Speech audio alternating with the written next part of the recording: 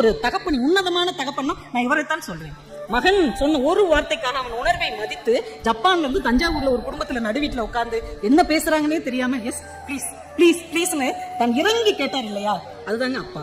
அப்பாங்கிறவர் கம்பீரமானவர், அப்பாங்கிறவர் கொஞ்சம் கெத்தானவர், அப்பாங்கிறவர் சுயமரியாதைக்காரர், அப்பாங்கிறவர் தன்மானம் நிறைந்தவர். ஆனால் இது எல்லாத்தையும் ஒரு நாள் அவர் விட்டு இறங்குவார் என்றால் அது தன் பிள்ளைகளுக்காக அதையும் விட்டு இறங்க தயாராக இருப்பவர் தான் நம்முடைய அப்பா.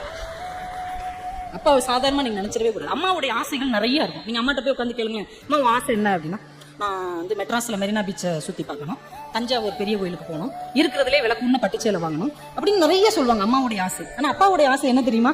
நீங்க அப்பா கிட்ட கேட்கவே வேண்டாம். எல்லா அப்பாக்களுக்கும் ஒரே ஒரு ஆசை தான். என்ன ஆசை தெரியுமா?